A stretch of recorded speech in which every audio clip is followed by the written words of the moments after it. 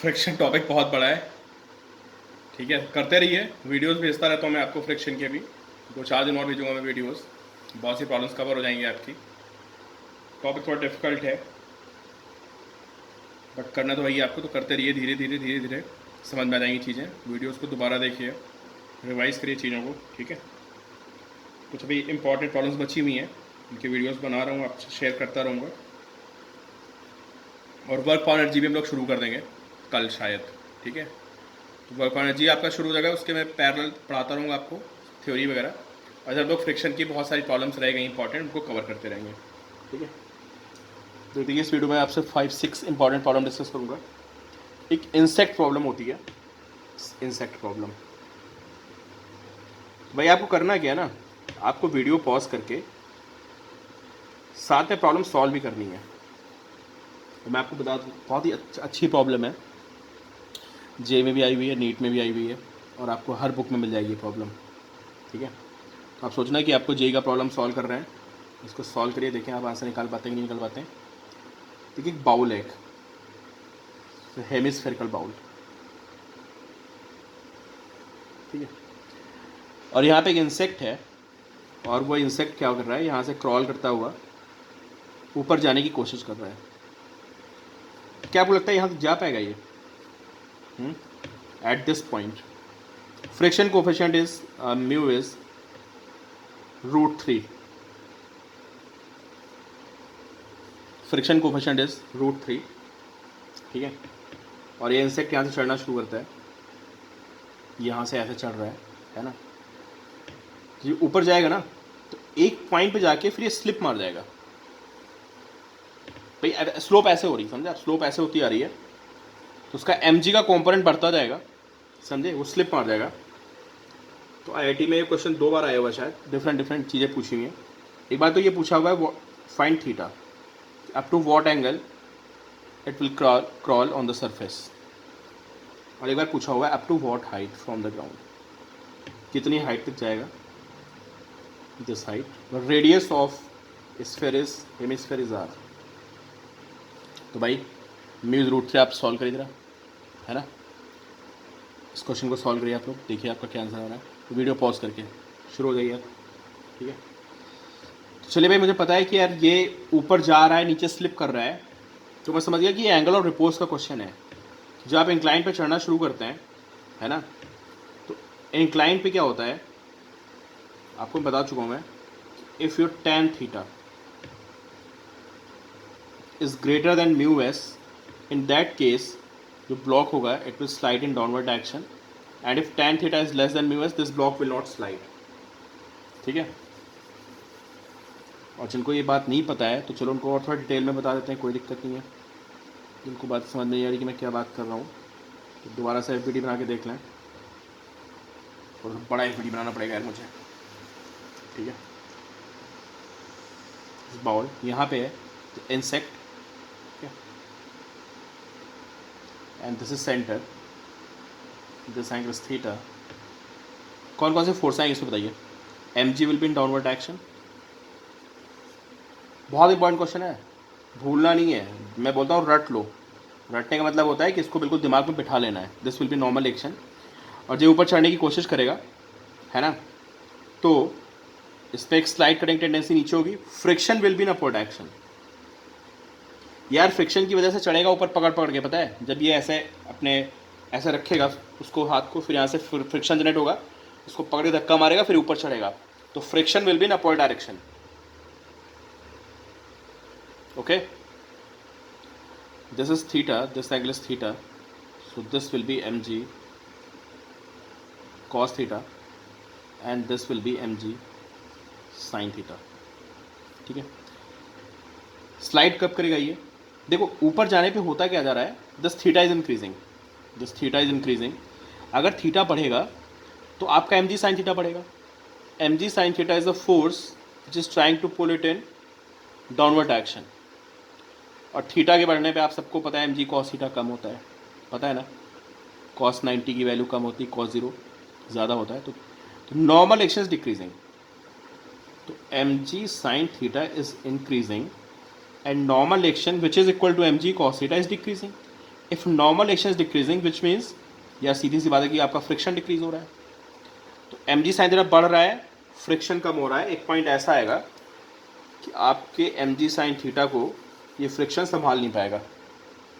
भाई ये थीटा बढ़ रहा है तो ये वैल्यू बढ़ती जा रही ना, और नॉर्मल एक्शन थीटा बढ़ने से नॉर्मल एक्शन इज डिक्रीजिंग, तो फ्रिक्शन इज डिक्रीजिंग, ठीक है।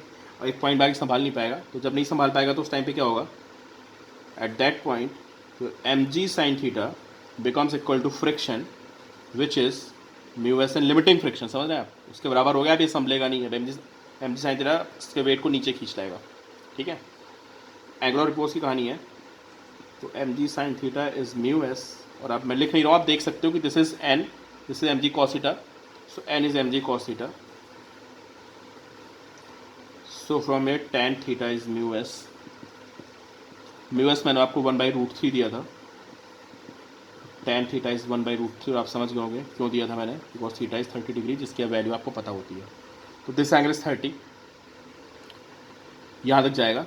अगर कोई आपसे पूछता वॉट हाइट, ये कैसे निकालोगे, दिस हाइट, भाई ये हाइट पूछे ना, ग्राउंड से कितनी हाइट तक जाएगा, this height, how to find this height, if this is R, so this will be R cos theta. आप देख सकते हो इस ट्रायंगल में, in this triangle, this is hypotenuse, this is perpendicular, this base is r cos theta. What about this height will be, this total is r, this is r cos theta, so total height from the ground will be r minus r cos theta, ठीक है।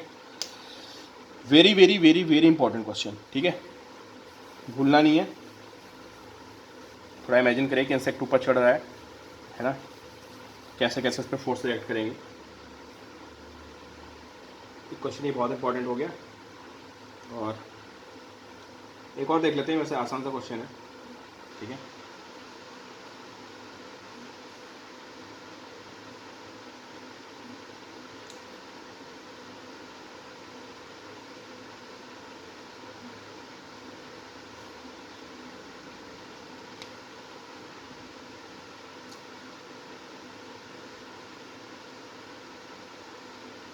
Question भी आया हुआ है,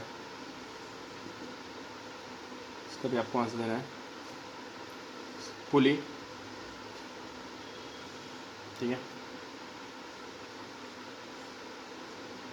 so small m, capital M, this angle is theta, ठीक है, इसकी values भी हैं, मुझे याद नहीं आ रही, and this coefficient of friction is mu, ठीक है। For what value of M, for what value of M, है ना, कैपिटल एम स्लाइड्स, ये मतलब आगे मूव है ना,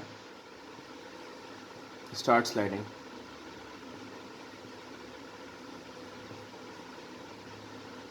बहुत आसान सा क्वेश्चन है, मुझे लगता है कि आप सब लोग आंसर दे सकते हो, है ना। म्यू मतलब कोफिशिएंट ऑफ स्टैटिक फ्रिक्शन, यही coefficient of static kinetic friction, ठीक है। तो चलिए भाई, जब ये स्लिप करने की कंडीशन में आएगा, है ना, तो क्या होगा बताइए, आप लोग आंसर निकालिए भाई। जस्ट स्लिप करने कंडीशन में आ गया तो friction will B limiting friction, okay. इसको देखते हैं। जस्ट चलने की कंडीशन में, है ना, सब कुछ बैलेंस ही होगा, सब कुछ बैलेंस होगा, बट चलने की कंडीशन में आ जाएगा। इस पे देखते हैं। So we have M G in downward direction and T is in upward direction. तो यहाँ से मुझे पता चल गया कि M G is equal to T. इसका एफ डी बनाते हैं।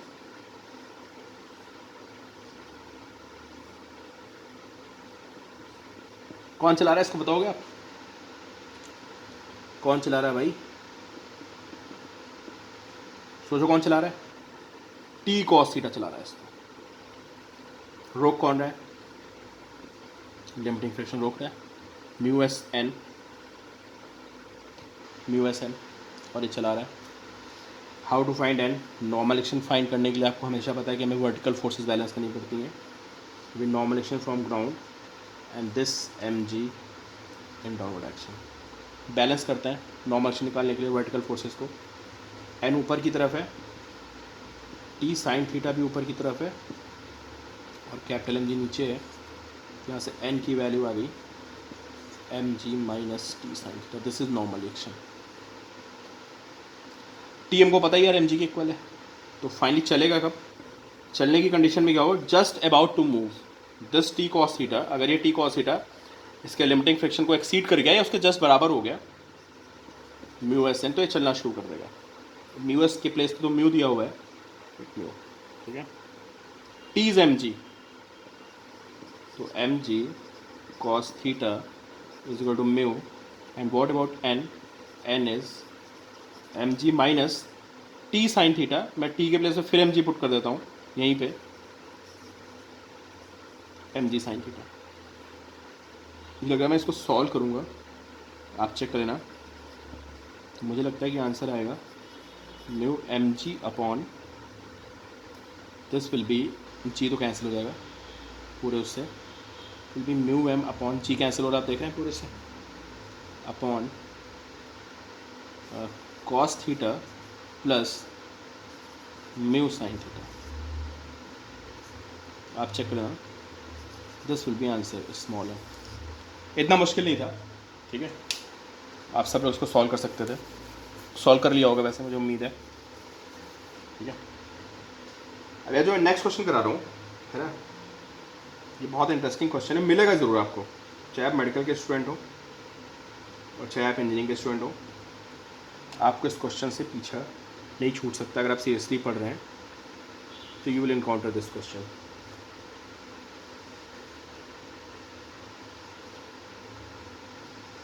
समझिए इस क्वेश्चन बहुत ढंग से, ये पुली सिस्टम है, ठीक है, और यहाँ पे we have plank, is a plank, ठीक है, और एक बंदा यहाँ पे खड़ा हुआ है, ठीक है, इसने ऐसे रस्सी को पकड़ रखा है, ground fixed, this is fixed and this pulley is also fixed, ये पुली फिक्स्ड है, ये पुली फिक्स्ड है, and this pulley is also fixed, ये सारी पुली फिक्स्ड है वॉल से, ठीक है। बोर्ड एंड फ्लोर में फ्रिक्शन कोफिशिएंट म्यू है, between board and floor this friction coefficient is mu, ठीक है। अब आपको बताना है, find the maximum force that the man can apply on the rope so that the board does not slip on the floor.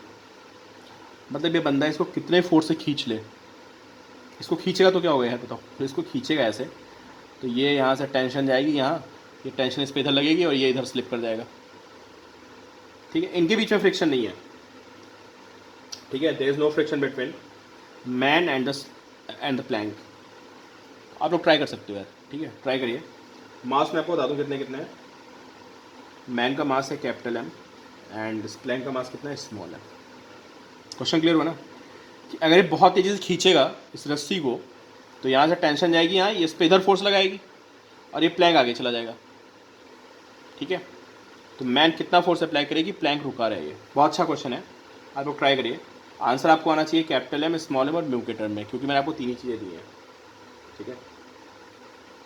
चलो भाई Planck का FBD देखते हैं, प्लैंक के एफबीडी पे क्या क्या बनेगा। पहले मैन पे बताओ क्या होगा। आपको पता है ना कि जिस फोर्स से हम रस्सी को पुल करते हैं वही टेंशन बन जाती है, ये बात सबको पता होनी चाहिए, ठीक है।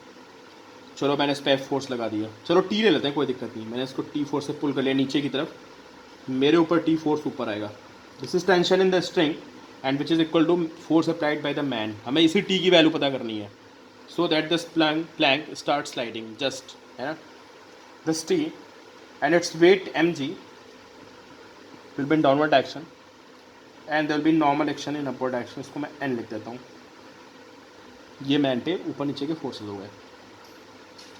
व्हाट अबाउट प्लैंक, प्लैंक पे बताइए कौन कौन से फोर्सेज आएंगे। Weight of the plank in downward direction, there is normal action from the ground N dash, और मैन पे एन लग रहा है तो उस पर एन लगेगा, N and this tension T and of course there will be friction F S, ठीक है। इतने सारे फोर्सेस आ गए। तो मैन को बैलेंस करते हैं पहले। बहुत अच्छा क्वेश्चन है यार, इसको कर लेना एक दो बार practice.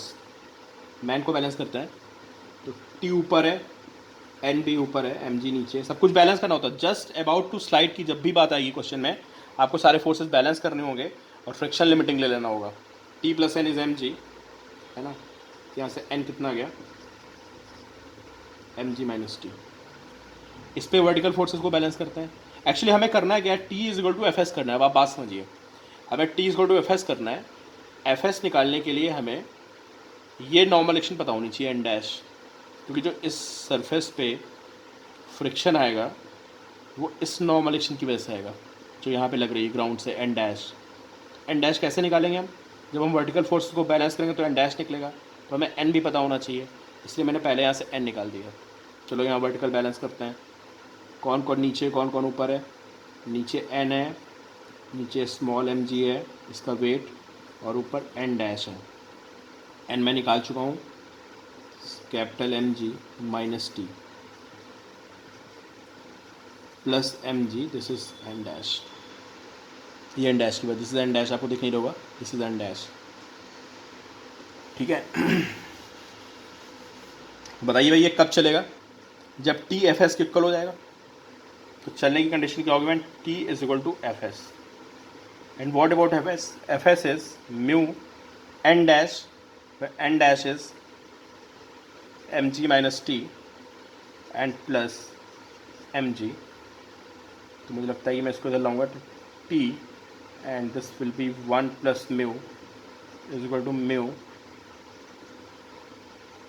M G plus M जी। आप सॉल्व करना, टी की वैल्यू आ जाएगी mu upon 1 plus mu and M plus M into G. This should be answer, ठीक है। अब क्वेश्चन को एक दो बार प्रैक्टिस कर दो ढंग से, बहुत अच्छा क्वेश्चन है, ठीक है। और ये डिफरेंट तरीके से पूछा जा सकता है, और जेई में आया हुआ भी क्वेश्चन है, जो बहुत इंटरेस्टिंग सी प्रॉब्लम थी, तो उसको एक बार प्रैक्टिस कर लीजिए। आज मैं जो भी प्रॉब्लम्स आपको करा रहा हूँ ये सब आई हुई प्रॉब्लम्स हैं, है इनको हवा में मत लेना। ये सारी प्रॉब्लम्स एग्जाम्स में आई हुई हैं और बहुत कॉमन सी प्रॉब्लम है। मैं आपको बता दूँ, you find in every book. आप कोई भी ढंग की बुक पढ़ेंगे तो वहाँ पे आपको प्रॉब्लम्स मिलेंगी।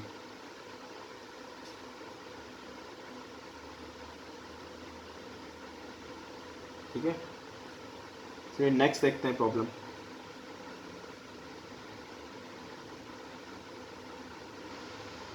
ये प्रॉब्लम यार बहुत बच्चों को कंफ्यूज करती है ना। तो सोचा मैं यहाँ पर डिस्कस करता हूँ आपसे। लेट मी फाइंड,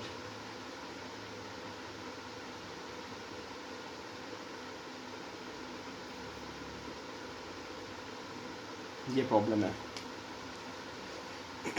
देखिए बहुत ढंग से, ना बहुत ढंग से, कोई एक दो बार देखना पड़ेगा दोबारा से, है ना। मैं इसीलिए इसके लेक्चर्स बना रहा हूँ। ये प्रॉब्लम्स क्या होती हैं, इंपॉर्टेंट प्रॉब्लम्स हैं, फिर आपके पास एक कलेक्शन रहेगा तो आप फ्यूचर में देख सकते हो। फिर मैं लाइव क्लास भी ले सकता था। बहुत ही इंपॉर्टेंट प्रॉब्लम है, बहुत ही ज़्यादा। जिसको भी आपको कंफ्यूज करना होगा वो आपसे प्रॉब्लम पूछेगा, फिर कहेगा आपने फ्रिक्शन में कुछ नहीं पढ़ा। ठीक है, ठीक है। ये ए ब्लॉक है, मास इज 10 kg, ठीक है, and this mass is 20 kg, ठीक है। 10 kg and this mass is 20 kg। ये म्यू इज 0.9, ये म्यू इज 0.3, ठीक है। तो यहाँ पे फोर्स लग रहा है 100 न्यूटन और यहाँ पे फोर्स लग रहा है 120 न्यूटन। भाई बहुत ढंग से समझना, ठीक है। और आपसे पूछेगा क्या सिस्टम चलेगा नहीं चलेगा, और टेंशन निकालनी है। सिस्टम इज मूविंग और not, and also find tension. ये 120, this is 100 Newton and this is 120 Newton, ठीक है। सिस्टम चलेगा या नहीं चलेगा, सोचो आप कैसा डिसाइड करोगे। सोचिए आप थोड़ा सा कि हम कैसे डिसाइड करेंगे सिस्टम चल रहा है या नहीं चल रहा है। बहुत ईजी डिसाइड करना है यार। सिस्टम कब चलता है? If applied force is greater than limiting friction. अब भाई वैसे नॉर्मली हमारा एक ब्लॉक होता था, यहाँ पे वी हैव 2 ब्लॉक्स, तो ये बात 2 ब्लॉक पे भी चलेगी। ठीक है, अब आप मुझे बताओ कि व्हाट इज अप्लाइड फोर्स। अगर मैं आपसे पूछूं व्हाट इज अप्लाइड फोर्स, से मेरा मतलब होता है जो इसको चला रहा है। आप सोच लीजिए अप्लाइड फोर्स कितना होगा, इसको चलाने वाला फोर्स।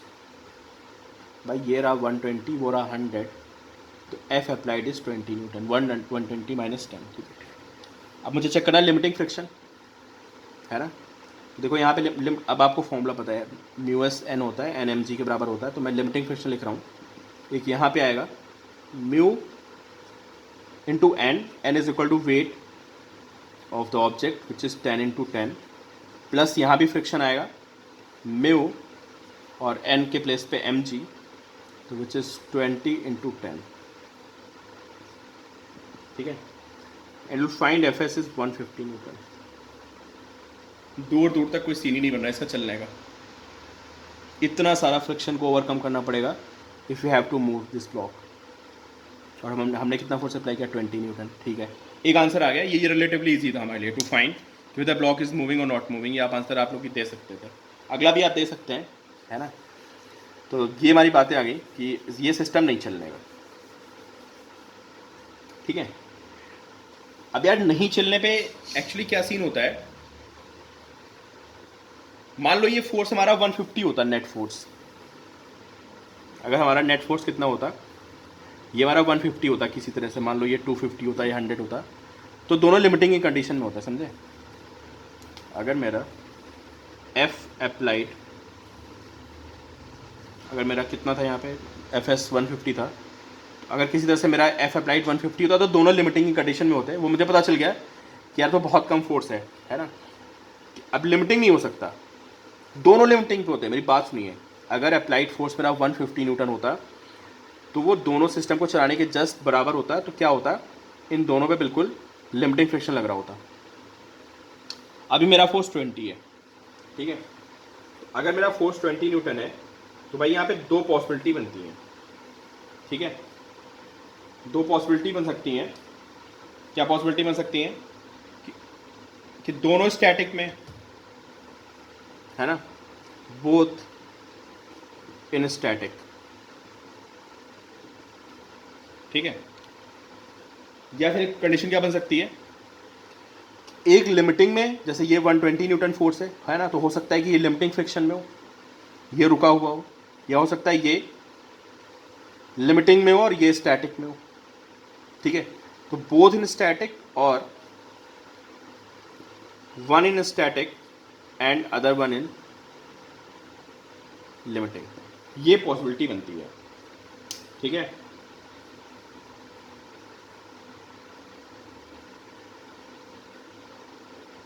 ठीक है, अब एक बात बताओ यार, सोचो आप इस पे फ्रिक्शन कितना आया था हमारा? 90 आया था।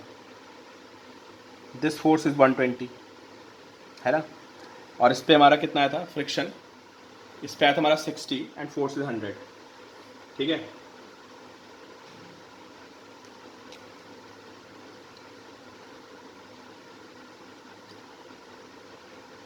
ठीक है, देखो दोनों पे स्टैटिक नहीं हो सकता।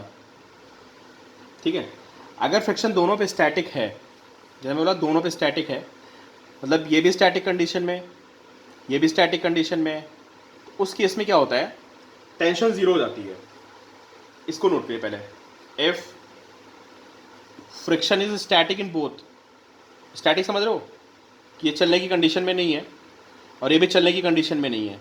अगर ये चलने की कंडीशन में नहीं है और ये भी चलने की कंडीशन में नहीं है और बीच में आपने रस्सी लगा रखी, तो रस्सी में टेंशन तो जीरो हो जाएगी। Both in static, then tension will be zero. ठीक है, अब ये बताओ, अगर यहाँ पे हमारा फोर्स 120 है और ये हमारा कितना आया था, ये 90 आ गया। ठीक है, यहाँ पे हमारा फोर्स कितना था 100, और ये फ्रिक्शन कितना था, यहाँ पे हमारा फ्रिक्शन था 60।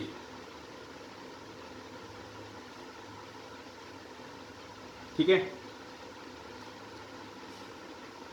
और टेंशन हमने यहाँ पे कर दी 0, मान लेते हैं तो स्टैटिक कंडीशन, टेंशन में 0 कर दी यहाँ पे।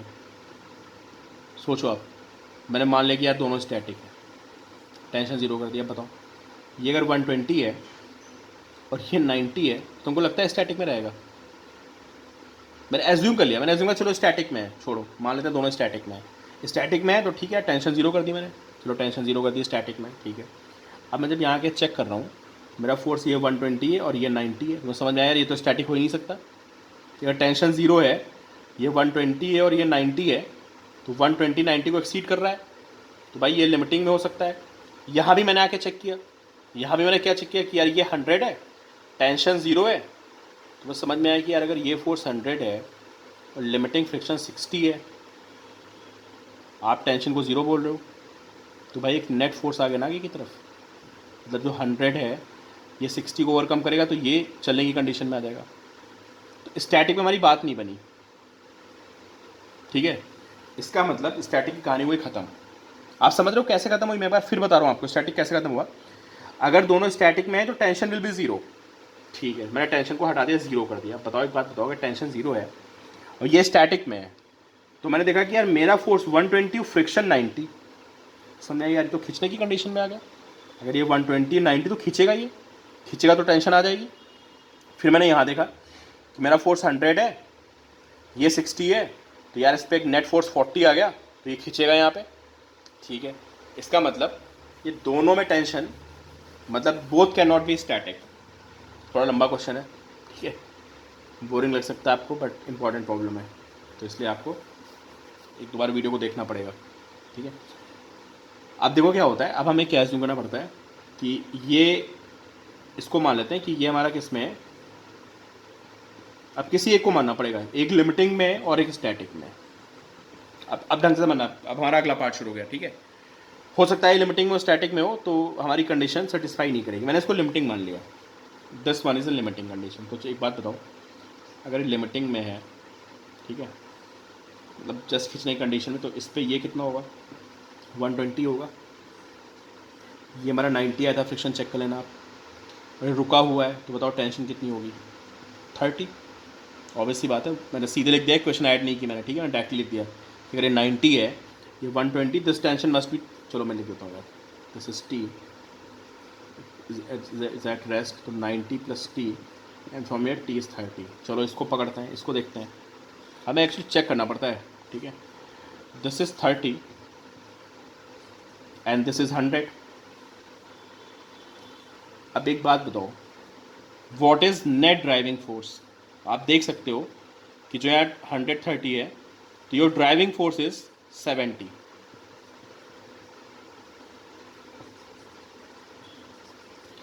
मैं इसको बोल रहा हूँ स्टैटिक में, मेरा ड्राइविंग फोर्स 70 है, माई driving force is, this is 30, this is 100, this is 70, और मुझे ये भी दिख रहा है कि यार यहाँ पे जो लिमिटिंग फ्रिक्शन है वो 60 है। तो बातें कंट्राडिक्टरी नहीं हो गई? कैसे कंट्राडिक्टरी हो गई कि there is a net force of 70 Newton in right direction and limiting friction is 60, और मैं बोल रहा हूँ, क्या बोल रहा हूँ कि ये स्टैटिक की कंडीशन में है, मैंने एज्यूम किया है कि this is in condition of static. तो बात गड़बड़ हो गई यार, कहाँ है स्टैटिक की कंडीशन में? अगर ये 70 है और ये 60 है, तो क्या होगा, चल देगा ना ये, माइनस का इसका दोनों इफेक्ट ले लिया, 100 और 30 का, कुल मिला के 70 आ गया, कहानी गड़बड़ हो गई। ऐसे चेक करना है, इस बात को दोबारा फिर से वीडियो में आके देखो, हमें ऐसे ही चेक करना होता है। अब मैं उल्टा करूँगा, ठीक है, अब मैं इसको चेक करूँगा और इसको स्टैटिक में करूँगा, सॉरी इसको लिमिटिंग में करूँगा, इसको स्टैटिक में करूँगा, फिर मैं आप फ्रिक्शन देखूँगा कि फ्रिक्शन की क्या वैल्यू है। चलो इसको देखते हैं, बताओ मेरा फोर्स कितना है, 100। मैंने मान लिया कि ये लिमिटिंग में है बिल्कुल, ठीक, लिमिटिंग में, तो भाई ये कितना आएगा बोलो, ये 60 आएगा, टेंशन टी आएगी, बैलेंस करते हैं, तो 100 is 60 plus T and from year T is 40, चलो टी 40 आ गया। अब मैं इस ब्लॉक को पकड़ता हूँ दूसरे वाले को, देखते हैं इस पर क्या सीन बनता है। अब ये किस कंडीशन में बोलो, अगर ये लिमिटिंग में तो स्टैटिक में होगा। चलो भाई ये रहा 40, ये कितना है, ये 90 है, ये मुझे पता ही नहीं कितना है, भी छोड़ो इसको। ये कितना है बताओ, ये 120 है, ये 120 40। What is net driving force, you can see कि नेट ड्राइविंग फोर्स इज 80। बोलो है नेट ड्राइविंग फोर्स 80 है, नहीं है यार, 120 40 80। और लिमिटिंग फ्रिक्शन कितना आ सकता है, यार लिमिटिंग फ्रिक्शन कैन बी 90। अब मुझे बात समझ में आ गई कि यार ठीक है, यहाँ पे जो मेरा ड्राइविंग फोर्स है मैंने इसको लिमिटिंग माना, इसको मैंने स्टैटिक की कंडीशन दी, तो कंडीशन सेटिस्फाई हो गई। कैसे, दिस 120 दिस 40, तो एफ अप्लाइड इज 80, वो 80 न्यूटन हो गया इधर की तरफ। और what is limiting friction, limiting friction मैं निकाल चुका हूँ 90 है, तो ठीक है अगर मेरा अप्लाइड फोर्स 80 न्यूटन है, लिमिटिंग फ्रिक्शन 90, तो नहीं चलेगा। तो ये तो लिमिटिंग में होता है कि आपका अप्लाइड फोर्स जो आपका जो स्टैटिक होता है उसमें आपका अप्लाइड फोर्स लिमिटिंग से कम होता है, तो लिमिटिंग इज़ 90, और अप्लाइड फोर्स इज 80, तो चलेगा नहीं, रुका रहेगा ये।